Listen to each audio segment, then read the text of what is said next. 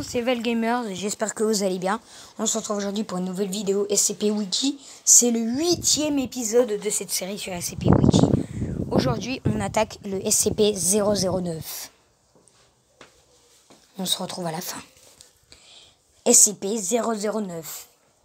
Classe Euclide. SCP-009 est une substance d'environ 3700 litres présentant un certain nombre de propriétés uniques. Alors que de petites quantités de la substance dans toutes ses phases sont aussi incolores que de l'eau, elle prend une teinte rouge en quantité plus importante. Sa propriété la plus notable est le fait que la réaction de SCP-009 à des températures extrêmes est exactement opposée à celle de l'âge de 0. Le sujet passe à une phase liquide à des températures comprises entre 100 et 0 degrés. Il passe à l'état solide au-delà de ces températures.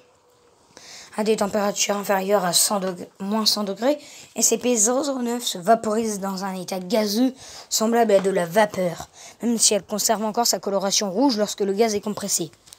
Les examens de la structure atomique de SCP-009 se sont révélés peu concluants. Les tests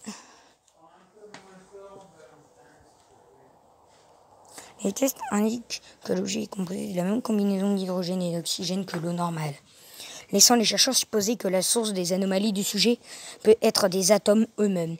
Le Dr Gaëtan a suggéré que le sujet peut avoir été produit ou modifié par une autre réalité dans laquelle les lois de la physique sont inversées.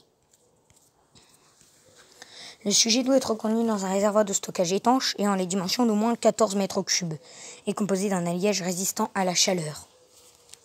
En aucun cas, SCP-009 ne doit être exposé à des températures supérieures à 0 degré. Quand il n'est pas en phase de test, et aucun liquide à l'état solide ne sont admis dans les 30 mètres autour de la zone de confinement du sujet.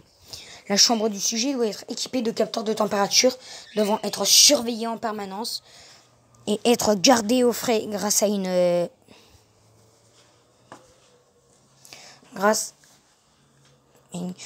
à au moins 3 unités de refroidissement redondants.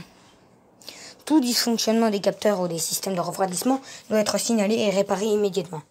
Si à un moment la température de la zone de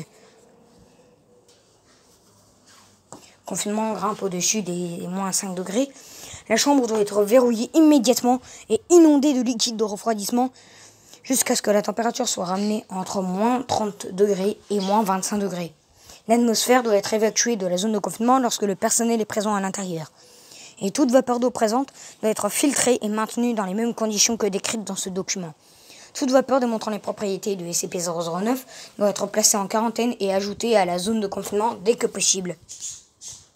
Toutes les personnes observant et interagissant avec l'objet doivent porter des combinaisons de protection contre l'environnement. Toute personne quittant la chambre de confinement doit subir une déshydratation de tout son équipement, du matériel de recherche et des autres objets en contact avec la chambre de SCP-009. Si la contamination est découverte, aucun matériel ou personnel n'est autorisé à sortir et un verrouillage de niveau 2 de la zone de confinement doit être établi. La force létale est autorisée en cas de besoin, mais il est conseillé à toutes les forces de sécurité de rester aussi loin que possible de leur cible afin de minimiser les risques de contact avec des liquides contaminés par SCP-009. Ceci est la fin de SCP-009. Si vous avez aimé cette vidéo, n'hésitez pas à vous abonner et à activer la cloche des notifications. Et prochaine vidéo, je la sortirai demain. N'hésitez pas à vous abonner et à activer la cloche des notifications. Ciao.